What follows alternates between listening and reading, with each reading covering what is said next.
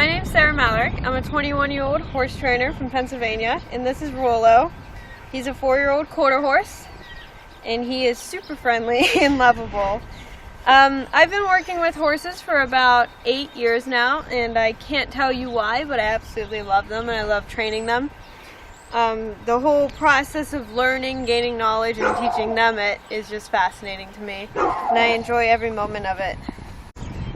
For the purpose of this video, I'm going to explain a couple fundamental parts of horse training through natural horsemanship. There is a lot that goes into it. I'm going to try to keep it more simple and do the basics of it. With all of the horses shown are my own, and I've trained them myself. The term natural horsemanship has a lot of misconceptions to it, and people assume it's just waving sticks and gently petting your horse until it does what you hope it does. In reality, what we're doing is using the horse's natural instincts to almost manipulate their actions. Horses are very lazy naturally, and they just want to be left alone most of the time. So in order to reward them, we do a release in which we leave them alone. And then we pressure them, and to move away from the pressure, it's all about setting your horse up to success. So when you apply pressure, you need to do it in a way that the answer is easy to find. And then when they do find it, you can release and reward them for that. And then from then on, you just build up this need and this search for the release when you apply pressure. So one of the key elements of our training program certainly starts with the rope halter. And one of the best parts of it is the super long lead rope, and it's made of a really soft yacht rope. So you can feel everything, and as if you notice, there's no metal clip anywhere on my horse's head, so nothing to hit them and nothing to mess up the communication between what I'm sending her from my rope to her head. And other tools that we use, and this is made of the same rope, they're called Makati reins, and they're 22 feet long, and what happens is you have this extra rope that comes off of the bridle, and you'll see me riding in them later. If you're out on the trail, or even just in the arena, and you need to do groundwork with your horse, you have a lead rope right on your bridle you can hop off. Also great for ranch work, because if you're fixing a fence, have to do any type of work on the ground, you still have a lead rope on your horse's bridle. Most importantly here is the bit we use, and I'm sure most people are familiar with it. This is a simple O-ring snaffle, and why this is so important is because every pound of pressure that I put on this rein is exactly what my horse feels in its mouth. So this is a direct contact bit, and it simplifies communication between me and the animal. And you'll see a lot of people ride in what are called shank bits. That is a leverage system. So when you add, let's say it's a 5-inch shank, if you add 3 pounds of pressure onto your horse's mouth, they're going to feel 15 pounds of pressure. So in theory, your horse feels lighter and more responsive, but in reality, that's a very heavy-mouthed horse that should be taken back into the snaffle and retaught how to respond accordingly to 1 pound of pressure to the exact.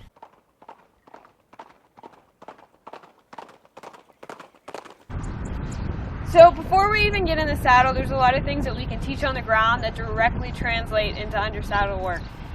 So when we start a horse, we actually want to ride them in one of these rope halters because they understand what that pressure means compared to what a bit means.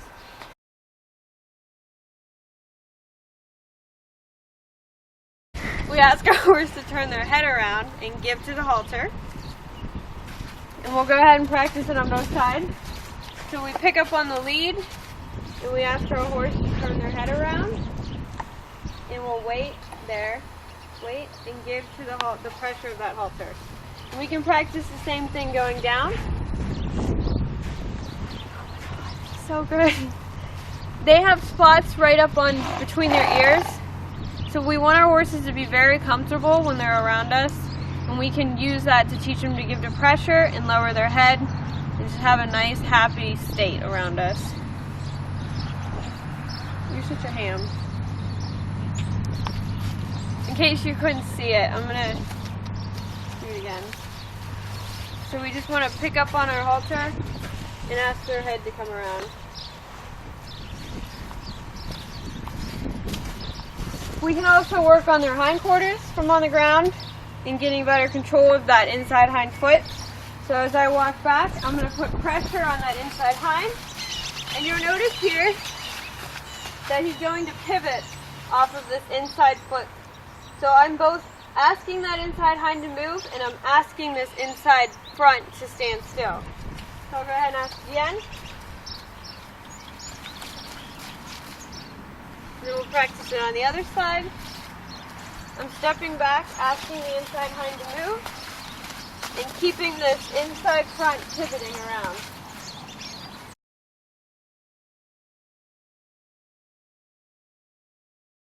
I'm going to step back, ask the inside hind to step over.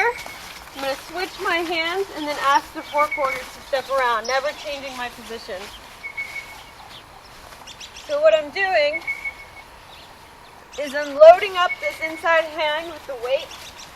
I'm asking him to step under, switching hands, and then asking him to pivot on it. So I shouldn't have to pull my horse back or hang on their face, ask him to move around me or anything. When I ask the horse to back up, all I want to do is wiggle my rope and expect them to step. Now, if I do not get a response from that light pressure, I can increase the pressure and then reward. So I always start with the lightest amount right here. If I don't get a response, I increase and then reward. So then when I go and I ask the lightest, they know the heavier is going to follow the lightest, and then the heavier will follow the lightest, and then the heavier will follow lightest, and there. He responded from the lightest because he knew that the heavier would follow.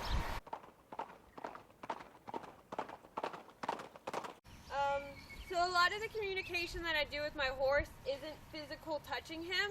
It's all through my body language, and I'm using my rope as a tool to better communicate when my body language isn't clear enough. See here, I'm just going to go ahead and ask him, and I'm going to send him out around me and use my rope to support. And then when I want to move that inside hip, I'm going to use my energy and I'm going to put pressure on it and ask it over. And then to change direction, I'll do the same thing on this side. I'm going to use my energy at that inside hip and ask it to step over. And then here, I'm going to ask him to step his forequarters over and then send him off this direction.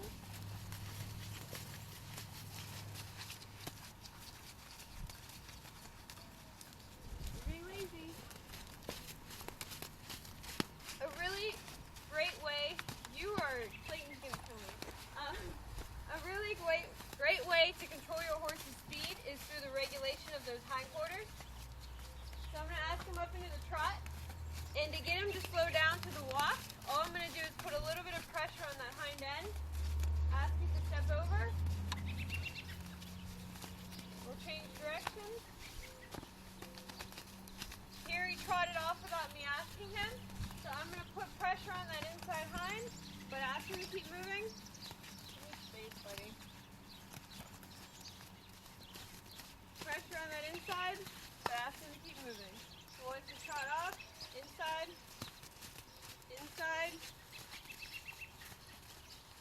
so we can walk off calmly. And disengage.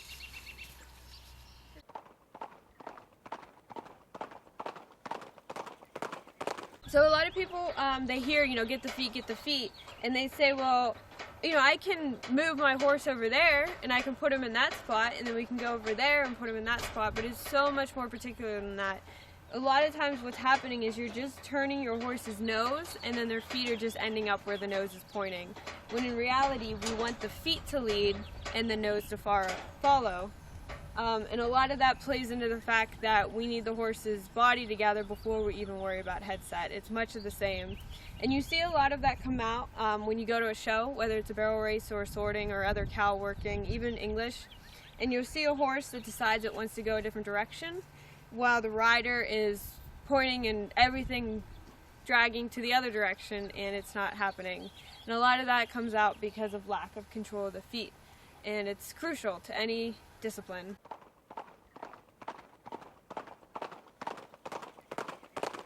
So when I talk about getting a horse to follow its feet, we really break things down to the left, to the right, and to the front and the back. So when I pick up on this rein, and I'm going to go ahead and ask her to walk off, using my left leg.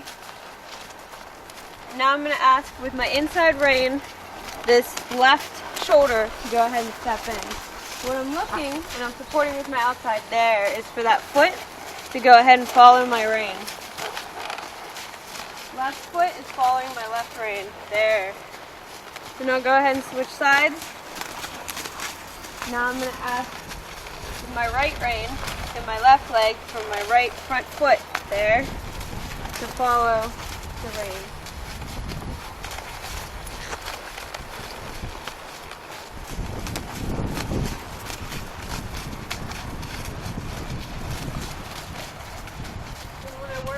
Outside, which is now my right front foot, I'm going to use my outside rein to ask her around here in my inside leg. All I'm going to do is I'm going to pick up and ask that foot to follow the rein, and the foot to follow the rein. I'm going to use my outside rein and ask the foot to follow my rein.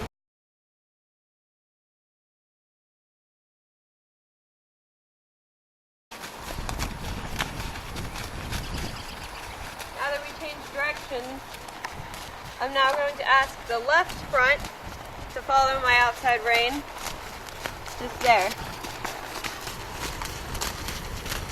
You want to think of it almost like there's a string attached to her foot. And when I pick up on her, my rein, I pick up on her foot. And I'm asking that foot to lift and step over as my reins.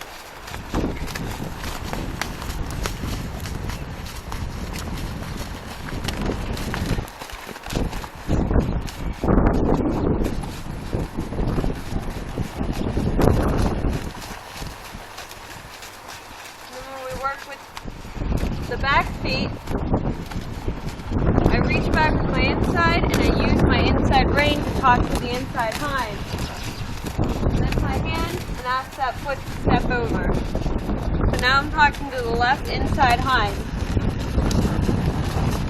And what I'm going to end up having her do is two traps, where her two front feet are traveling on a different circle than her two hind feet.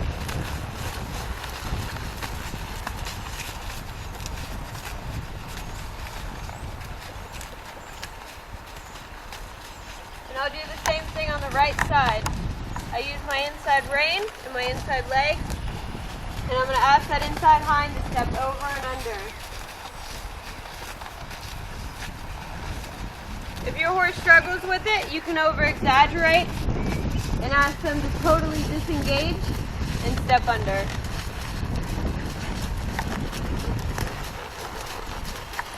Here I'm going to ask my inside hind to step under, disengage, and then ask my inside front to step over.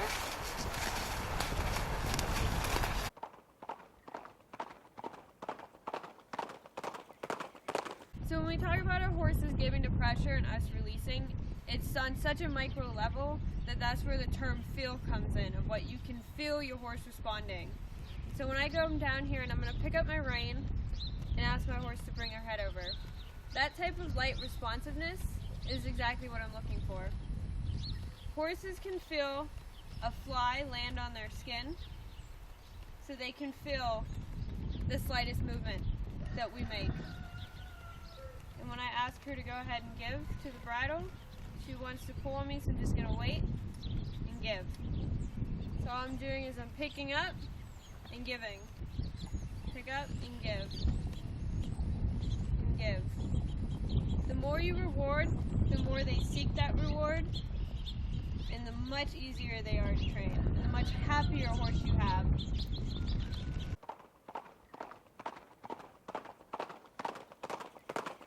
So horses, and the best way to compare this is to a chain that's just linked together. If you try to push a chain backwards, it's just going to bunch up. But if you allow a chain to pull backwards, you're going to have a nice stretched back up in your horse. So what we're looking for is these hindquarters to reach back and pull the horse back. We don't want the forequarters to push the hindquarters behind them. So what I'm going to start with, and I'll do this with the young horse before I even ask them to back up, I'm going to loosen up the hindquarters by asking them to step over. So they're stepping, and then I'm going to pick up on my other rein and ask for that backup, and I'd like to feel her reach behind her. This is also an excellent way to get a horse that is hard to back up and likes to be heavy on your bit. Once you break that stiffness and you kind of loosen up the hindquarters, it's really much easier for them to step backwards and reach.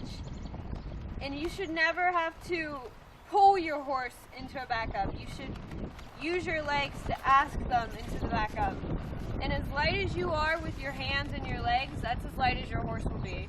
I've had many older horses that quickly responded to a light hand, even though they were ridden with a heavy hand their whole lives, because horses enjoy that, they can feel that, and they look for it.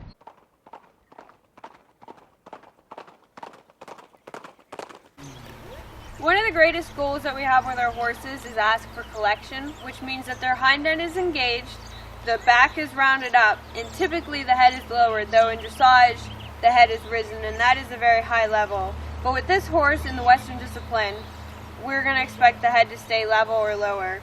So when we ask for collection and we get these hindquarters engaged, it opens up so many doors of possibilities. There's not many disciplines that you can do without using the hindquarters, whether you're barrel racing or cutting or reining, even working in a ranch sorting environment. The hindquarters are crucial for a successful ride. And in order to get them engaged, we don't just want to hop on, try to drive them under, and force our horse's head to slow down. We want to both lighten the shoulders, because horses naturally carry about 70% of their weight on their shoulders, so we want to teach them to lighten and lift, and then deepen and engage and bear more weight on their hindquarters. So to start out a horse, where we don't want to just hop on and expect them to understand that we're not backing up. We don't want to just hop on and expect them to understand that collection means, because it's unnatural almost to them. So what we want to start with is making sure that they're keeping that shoulder light and lifted. So here, I'm going to ask her to lift her shoulder and step over. In order to move her shoulders, she has to keep the weight off of them and bear more on her hindquarters. You can tell the difference here. Where we're walking down, we have more weight on our hindquarters, or our forequarters, compared to here, where we're bearing more weight back in order to move our forequarters and move that shoulder. There's nothing worse than riding a horse that wants to drop its shoulder, like right here, and just drag you into the turn. Now I asked her to do that, and now I'm going to ask her to go ahead and pick that shoulder up. I'm using my inside leg to hold her shoulder up, and I'm using my inside rein. Now if I want her to step out with her shoulder, I apply my outside rein and ask her to step over. And here I'll ask her again. So my inside rein is simply holding the shoulder up, where my outside rein is going to go ahead and ask that outside foot, like we practiced earlier, to step over. Once we have good control of our shoulders, we'll go ahead and focus on getting that hindquarters to step under and engage. So all I'm going to do is reach back with my foot and use my inside rein, and I'm going to ask that inside hind to step under and over. As it steps under, it bears more of the weight, and it teaches her that when I get her on it straight and I go ahead and I use my outside leg, both feet are now stepping under further. And we can practice all of this at the trot as well. And here I'm going to ask that inside shoulder to stay up. And then I'm going to ask her inside hind to step under. If she starts to walk out on my shoulder, I'm going to use my outside leg to hold her under.